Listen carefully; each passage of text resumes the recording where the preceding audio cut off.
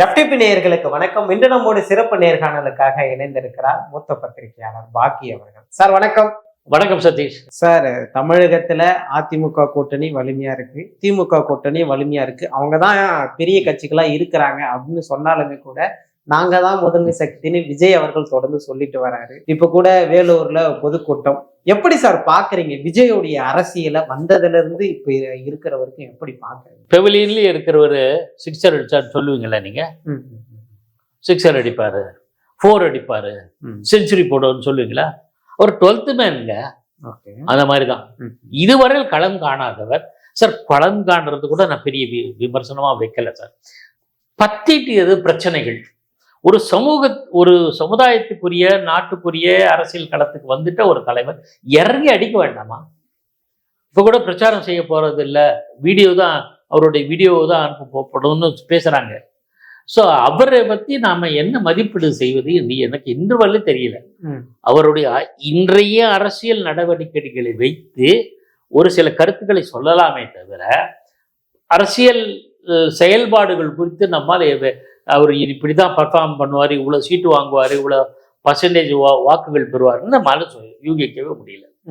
எவ்வளவு சொன்னாலும் சரி, வசீகரம் கவர்ச்சியான தலைவர் அதெல்லாம் நம்ம நிறைய பேரை பார்த்துட்டோம். ஆகையினால நமக்கு அதை பத்தி ஒண்ணுமே இல்லை. அவர் சொல்லிப்பாரு, நான் தான் முதலமைச்சர். சார், எம்ஜிஆர், புரட்சி தலைவர் எம்ஜிஆர் அவர்களே ஓரிரு இடைத்தேர்தல்களை சந்தித்தார். முதல்ல திண்டுக்கல். அப்ப யார் இருந்தாங்க? நீங்க தேசிய தலைவர் இந்திரா காந்தி அம்மையார். ஆனா அவங்க கட்சிக்கு 4வது இடத்துக்கு திண்டுக்கல் இடைத்தேர்தல், மக்களவை இடைத்தேர்தல்ல கர்ம வீரர் காமராஜர் இருந்தார், கலைஞர் கருணாநிதி இருந்தாங்க. பெரிய பெரிய தலைவர்கள் நடுவுல எம்ஜிஆர் தன்னுடைய கேண்டிடேட்டை போடுறாரு, மாயத்தேவரை.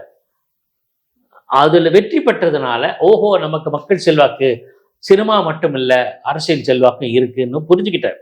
உண்மையில் பார்த்தார் அவர் மிக தேர்ந்த அரசியல்வாதி என்பது அவர் எப்போ திரைப்படத்துறையில காலடி எடுத்து வைத்தாரோ அப்போலேருந்தே இருக்கு. பேரலாக தான் போயிட்டு இருக்காரு. ஸோ நம்ம பயணம் சரியானதுன்னு புரிஞ்சுக்கிட்டாரு. அதனால்தான் அவரால் 77 ஆட்சிக்கு வர முடிஞ்சது, தொடர்ந்து வெற்றி பெற முடிஞ்சது. அவருக்கு எல்லாம் தெரியும். ஆனா விஜய்க்கு என்ன தெரியும்னு புரியல. அரசியல் களத்துல கருத்து கூட சொல்லலை சார். ஜனநாயகன் படத்தை கூட பற்றி கூட கருத்து சொல்லலை சார். அவருடைய படம் ஸ்டக்கப் ஆகிட்டு இருக்குன்னு கூட சொல்லலை. ஏதோ சமூகத்தில் எத்தனை நிகழ்வுகளுக்கு எந்த கருத்து சொல்லியிருக்காரு. அவரு இறங்கி களத்துல இது பண்ணியிருக்காரு. எம்ஜிஆர் கூட களத்துல இறங்கி போராடினா, கலைஞர் கருணாநிதி போராடாத களமே கிடையாது. ஜெயலலிதா மேயர் கூட களத்துல இறங்கி போராடி சதிச்சவர். இது மாதிரி எதுவுமே பண்ணாத பற்றி நம்ம என்ன கருத்து சொல்ல முடியும்? களத்துல வரல, குரல் கொடுக்கல, பேசல, இப்படி எத்தனை குற்றச்சாட்டுகள் எத்தனை விமர்சனங்கள் வச்சாலும் கூட அவர் தான் திமுகவுக்கு மாற்று சக்தின்னு மக்கள் சொல்றாங்க, களத்துல ஏத்துக்கிறாங்க. 2வது இடத்துக்கு அவர் தான் இருக்கிறாருன்னு சொல்றாங்க. யார் சொன்னது? மக்கள்னு சொன்னீங்களா? எல்லாம் நீங்க சொல்றதை வச்சுக்கிட்டு முடிவு எடுக்காதீங்க. ஆனானப்பட்ட கலைஞர் கருணாநிதி அவர்கள் எனக்கு இவ்வளவு கூட்டம் வருது, வாக்குகள் வராதுன்னு சொன்னவர் சார். தன்னோட வாழ்நாள்ல கிட்டத்தட்ட 80-90 விழுக்காடு அரசியல் வாழ்க்கையை வாழ்ந்தவர் கலைஞர் கருணாநிதி. 15 வயதுல அரசியல் பயணத்தை தொடங்கியவர். 93 வரையில் 94 கிட்டத்தட்ட 80 ஆண்டுகளுக்கு கிட்டத்தட்ட 80 ஆண்டுகள் வரை பொது வாழ்க்கையில் இருந்தவர். அப்பேற்பட்ட கலைஞர் கருணாநிதியே எனக்கு இவ்வளவு கூட்டம் வருது, இதெல்லாம் ஓட்டா வருமானு அவர் சொல்ல முடியுது. எப்போ? சாதிச்ச பிறகு. அப்படி தெளிவான பார்வையும் சித்தாந்தமும் அறிவாற்றலும் உள்ளவர் இவரு. ஒண்ணுமே இல்லாம கூட்டம் வந்தோடனே எனக்கு எல்லாம் வந்துருவாங்கன்னு நினைக்கிறாங்களே. வேடிக்கை பார்க்கறவங்க எல்லாம் வருவாங்களா? வேடிக்கை பார்க்க வந்தவர்கள். இன்னமும் அவர் தன்னுடைய அரசியல் கட்சியை கட்சியாக நடத்தவில்லை. ரசிகர்கள் தான் இருக்காங்க. எவ்வளவு பூத் கமிட்டி அமைச்சார்? ஒண்ணுமே இல்லை சார். நான் இவ்வளவு விவரம் சொல்லவே இல்லை. வேட்பு மனு, அதாவது தேர்தலில் போட்டியிட வேட்பாளராக விரும்புகிறவர்கள் மனு கொடுக்கிறாங்க. பல ஆயிரம் மனுக்கள் விற்பனையாச்சு, வாங்கினாங்க. 50,000 மனு கிட்ட வரலாற்றுல காணாத அளவுக்கு. ஆமா, வரலாறு காணாதுதான். திரும்பி எத்தனை வந்தது? நிரப்பப்பட்ட படிவங்கள் எவ்வளவு? ஃபார்ம் வாங்குறது முக்கியம் இல்லை, ஃபார்ம் ஃபில்அப் பண்ணி கொடுக்கணும். அதுக்கப்புறம் நேர்காணலுக்கு அழைக்கணும், நேர்காணல் நடத்தணும். தகுதியானவர்கள் வேட்பாளர்களாக இருக்க தகுதியானவர்கள் யாருன்னு கட்சி முடிவு செய்யும். 234 பேர் தேர்ந்தெடுக்கும் சார். நாளைக்கோ நாளைக்கு மறுநாளோ நினைக்கிறேன் சீமான் 234 வேட்பாளர்கள் அறிவிக்கிறார். 22ஆம் தேதி நினைக்கிறேன் திமுக கழகம் தொடங்குது. அதிமுக ரெடி ஆயிடுச்சு, எல்லா கட்சிகளும் தயாரா இருக்கு.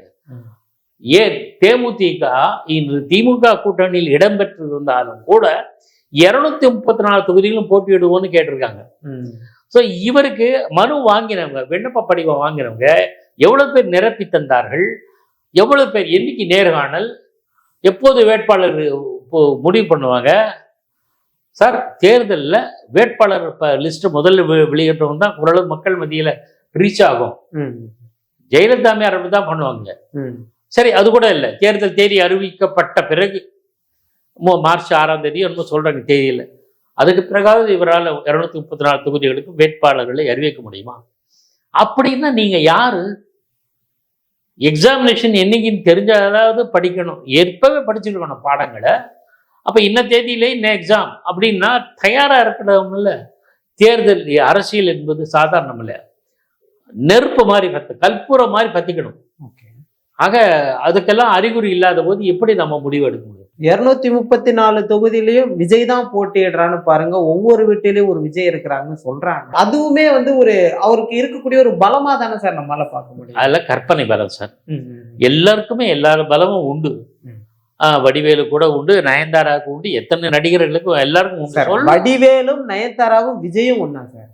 விஜய் என்றவர் ஒரு தலைவராக என்று உருவெடுத்திருக்கிறார் களத்துல. அவரை போய் வடிவேலு கூட நான் இதை முற்றிலும் நிராகரிக்கிறேன். தலைவர் என்பதற்கு என்ன அறிகுறி, என்ன அடையாளமோ, என்ன தகுதியோ, அதில் ஏதேனும் ஒரு தகுதி இருந்தாலும் விஜய் தலைவர்னு சொல்லுவார். எனக்கு தெரியல. நான் சிற்றறிவு படைத்தவர். அவர்கிட்ட ஏதேனும் ஒரு தகுதி இருந்து செயல்பட்டால் நாம் அதை ஏற்கலாம். புரட்சி தலைவர் எம்ஜிஆர் அதிமுக தொடங்கிய போது அவரோட திரைப்படம் உலகம் சுற்றும் வாலிபன் படம் வெளியாவதற்கு எவ்வளவு தடங்கள் வந்து, அத்தனை தடங்களையும் அவருடைய கட்சியினர் அவரும் சரி களத்தில் அவருடைய யோசனைப்படி அத்தனை கட்சிகளும் செயல்பட்டு வெற்றிகரமா முறியடித்தாங்க. படம் ரிலீஸ் ஆச்சு, மகத்தான வெற்றி, 125 இடம். இவர் ஜனநாயகத்தின் இன்னைக்கு நிறைய கோர்ட்டு கேஸு, டெமோக்ராட்டிக் கேஸ் நிறைய இருக்கு. இவ்வளவு வாய்ப்புகள் இருக்கும்போது ஏன் ஒரு வாய்ப்பு கூட சரியா பயன்படுத்த தெரியல? Is not a serious politician. அவர் ஒரு சீரியஸ் அரசியல்வாதியாக எனக்கு தெரியவில்லை. என்ன நோக்கம் என்றும் புரியவில்லை. அவ்வளவுதான். அரசியல் களத்துக்கு என்ன ஒரு புரிதல் வேணும்ல, அதெல்லாம் அவருக்கு இருப்பதாக தெரியவில்லை. ஏன் இப்படி ஒரு கட்சி தொடங்கினார், நடத்துகிறார் என்பதும் எனக்கு புரியவில்லை. ஓகே, வாக்கு சதவீதம் கூடுவதாக தொடர்ந்து அனைத்து கூட்டங்களும் சொல்லிடுறாங்க. இப்ப கூட 30% தாண்டி தான் தாவேகா இருப்பதாக அந்த கட்சியில இருக்க தலைவர் முதற்கொண்டு சொல்றாரு சார். தலைவர்கள் சொல்வார்கள், நிறுவனங்கள் சொல்லும். இதையெல்லாம் எடுத்துப்பாங்களா? நாளைக்கு தேர்தல் ஆணையத்துல எங்க தாவேகா கட்சி தலைவர்கள்லாம் எங்களுக்கு வாக்கு 40% சொல்லிட்டாங்க, யூனிஃபார்மா சொல்லிட்டாங்க, இந்தாங்க ஆவணம். இவ்வளவு நிறுவனங்கள், இந்த ஏ நிறுவனம், பி நிறுவனம், சி நிறுவனம், டி நிறுவனம், எங்களுக்கு இவ்வளவு % ஆஃப் வாக்குகள் வரும் அப்படின்னு அந்த ஆவணங்களை கொடுத்துட்டு தேர்தல் ஆணையத்துல சொல்லிட்டு நாங்க தான் ஜெயிச்சோம்னு சொல்லுங்கன்னு சொல்லுவாங்க. சொல்ல முடியுமா?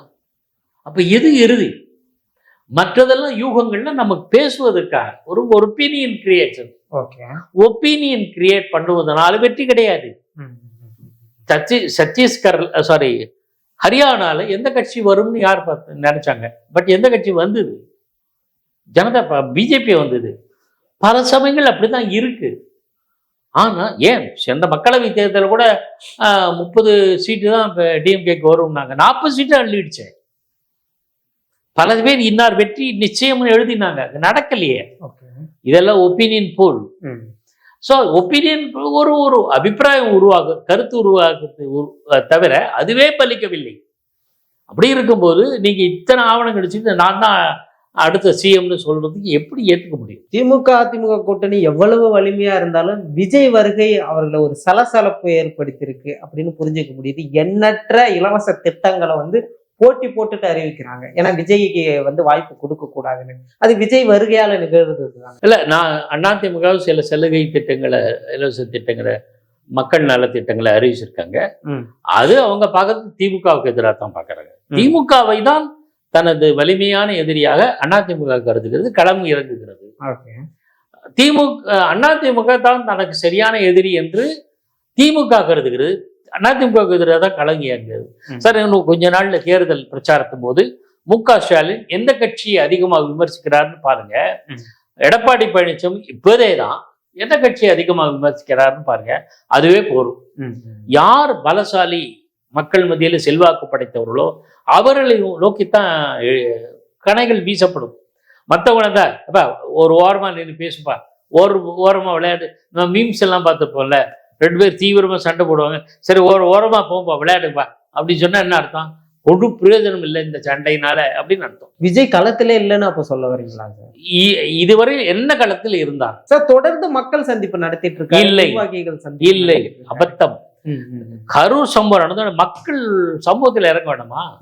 அங்க எங்க இருந்தார்? 40 நாள் தலைமறைவா இருந்தார். ஏதாவது அசம்பாவிதம் நடந்தா அப்படியும் புரிஞ்சுக்கலாம் இல்ல சார்? சார், இதை விட மோசமான காலங்களை எல்லாம் கண்டவர் கலைஞர் கருணாநிதி, எம்ஜிஆர் அவர்கள். எனக்கு தெரியும், நான் பார்த்த சம்பவங்கள்ல கண்ணால பார்த்திருக்கேன். ரசிகர் பட்டாளான விஜய்க்கு தானே இருக்கு அதிகமா சார் இருக்கிறது. ரசிகர் பட்டாலும் எம்ஜிஆருக்கும் இருந்தது. ஆனா அந்த ரசிகர்களை அரசியலாக்கினார்.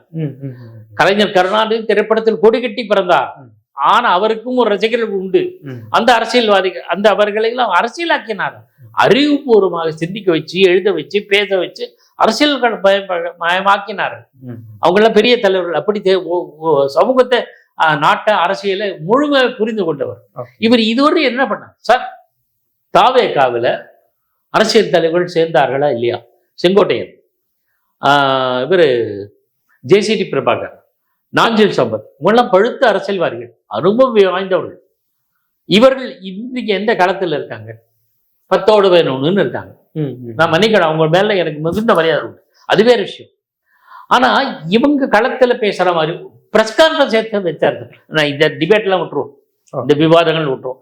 எவ்வளவு பிரஸ் கான்ஃபரன்ஸ் சந்திச்சாரு விஜய்? எம்ஜிஆரே பிரஸ் சந்திக்கலன்னு விஜயே சொன்னாரு சார். அப்படின்னா எம்ஜிஆர் அரசியல எடுக்கிறேன் அப்படின்ற மாதிரி சொல்லி இருக்கிறேன். எம்ஜிஆர் மக்கள் அது சொல்றது தவறு. எம்ஜிஆர் ஆட்சிக்கு வந்த பிறகு நிறைய பிரஸ் கான்ஃபரன்ஸ் நடத்திருக்கார். எம்ஜிஆர் கட்சி தொடங்கிய போது நிறைய செய்தியாளர்கள் சந்திப்பு நடத்திருக்கார். 2வது அவர் கூட்டம் போனார்ல, ஊரா பிரச்சாரம் செய்யும் போது கூடவே பத்திரிகையாளரும் பத்திரிகையாளரும் பயணிப்பதற்கான ஏற்பாடுகள் அவர் செய்தார். அவர் சொல்லுவது தவறு, உண்மைக்கு புறமானது. எம்ஜிஆர் தன் கூட்டத்துக்கு பல பத்திரிகையாளர் அழைத்து சென்றிருக்கிறார்.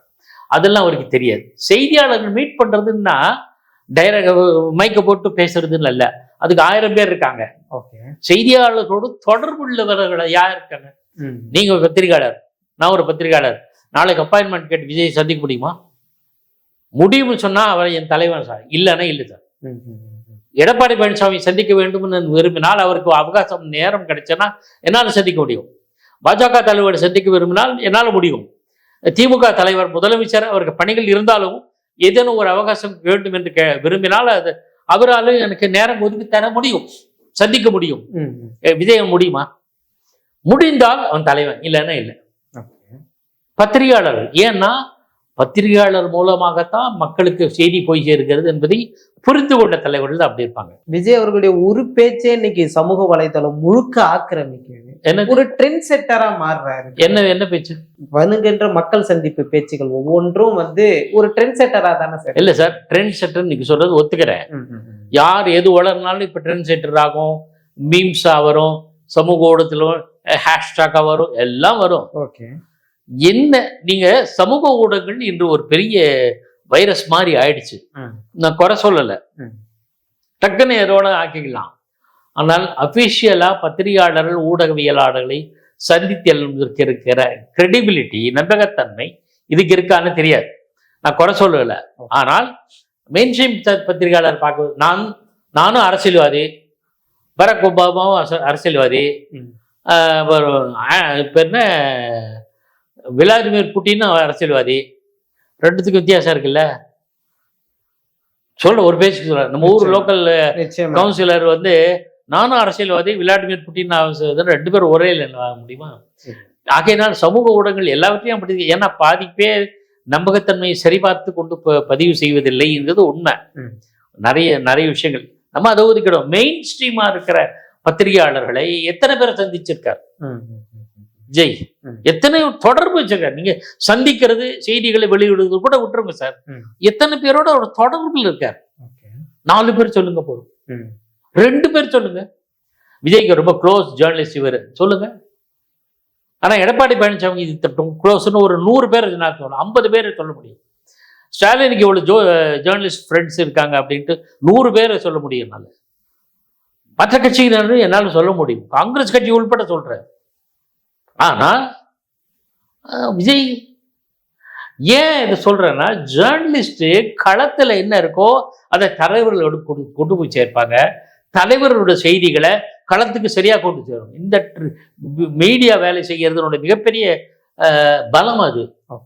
எத்தனை அரசியல்வாதிகள் என்ன கூட கேட்டிருக்காங்க, என்ன சார் அது, என்ன டெவலப்மெண்ட் பர்சனலாக கேட்டிருக்காங்க, ஃபீட்பேக் வாங்குவாங்க. மற்ற பக்கத்திலே என்னென்ன இருக்குன்னு மேலிடத்திலேருந்து கேள்வி சொல்லுவாங்க, மக்களுக்கு எடுத்து சொல்லுவாங்க. தலைவர் இப்படி இந்த இந்த தலைவர், இந்த கட்சி தலைவர் இந்த மாதிரி பேசுற இதான் அர்த்தம் அப்படின்றத மக்களுக்கு. இந்த 2 வேலை இவர்களை கூட புரிந்து கொள்ளாதவர் எப்படி ஒரு அரசியல் தலைவர் என்பது புரியல. நிச்சயமா சார், பல்வேறு விஷயங்கள் பேசணும், தொடர்ந்து பேசுவோம் சார். FTV சேனலுக்கு என் நெஞ்சார்ந்த நன்றி.